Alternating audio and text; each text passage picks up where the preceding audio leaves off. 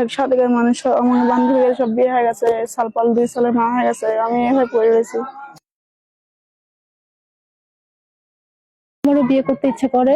ইচ্ছা তো করে, আমার তো আশা আছে আমি শ্বশুর বাড়ি যাবো, শ্বশুর বাড়ি যা সেই কাজকর্ম করে খাবো। পরিবারের কাছে এখন বোঝা হয়ে আছো। হ্যাঁ, সত্যি স্বাস্থ্য এবং শরীর আল্লাহর দেয়া শ্রেষ্ঠ নিয়ামত। ওটা তো বাবা, রেজনাকে না দেখলে তো বুঝতে পারতাম না। এই দেখেন আমি কত সহজে উঠে দাঁড়ালাম, অথচ এই মেয়েটা ওঠার জন্য এক রকমের যুদ্ধ করবে। উঠতেই হবে, উঠো উঠো, আল্লাহ ভরসা, আল্লাহ ভরসা। আল্লাহর নাম নাও, বলো আল্লাহ ভরসা, বলো। আল্লাহ ভরসা। হ্যাঁ, আল্লাহ ভরসা, উঠতে হবে। আল্লাহ চাইলে সব কিছু করতে পারে। দেখেন দর্শক, এটা কি কারোর জীবন চিত্র হতে পারে? একটু তাকাও তো ওইদিকে বাবা, ওইদিকে একটু তাকাও তো, আঙ্কেল আন্টিদের দিকে একটু তাকাও তো। দেখেন এই মেয়েটাকে আপনারা প্লিজ একটু সহযোগিতা করবেন। এই মেয়েটা ভাত পায় না, খাবার পায় না, এবং শরীরে এইরকম প্রতিবন্ধকতা, একজনের কাছে যে চাইবে সেই পরিস্থিতিটাও তার নাই। কি একটা অবস্থা। এটা ধরো বাবা।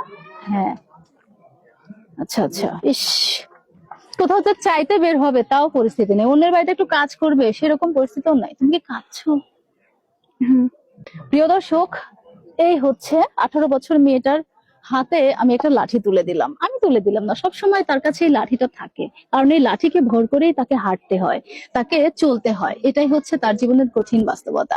ভিডিওটি বেশি বেশি শেয়ার করবেন, আর ফুটফুটে সুন্দর চাঁদের মতো মেয়েটার পাশে থাকবেন, যাতে করে মেয়েটার কষ্ট কিছুটা কমে, সে যেন ডাক্তার দেখাতে পারে, সে যেন দুবেলা দুমুঠো খাবার খেতে পারে। কি অবস্থা বুড়ো মানুষ, সরি আমি এমনিতেই বুড়ো বললাম, দুঃখিত। আসলে দর্শক, 18 বছর বয়সী মেয়েটা বুড়ো নয়, বুড়ি নয়, মেয়েটা রোগে শোগে এরকম হয়ে আছে। প্রতিবন্ধকতা নিয়ে জন্ম নিয়েছিল মেয়েটা, তাই এখন এইভাবে এক টুকরো লাঠি ভর দিয়ে দিয়ে এভাবেই চলতে হয় তাকে।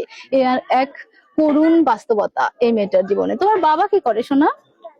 আমার বাবা মাঠে কাম করে, সময় মতো পায় না, এভাবে আচ্ছা আচ্ছা। আমাকে দিনকাল যায়। কয় ভাই বোন তোমরা? মামনি? 4 বোন। 4 বোন।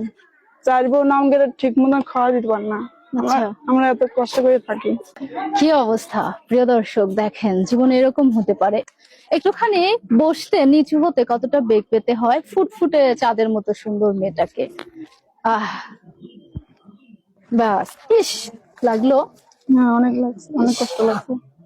মানে সব সময় তুমি এভাবে পড়ে যাও? হ্যাঁ, আল্লাহ, মা আব্বা না থাকলে কি হয়? এভাবে বই থাকা লাগে। এভাবে পড়ে থাকো? তাহলে বাথরুম টাথরুমে কিভাবে যাও?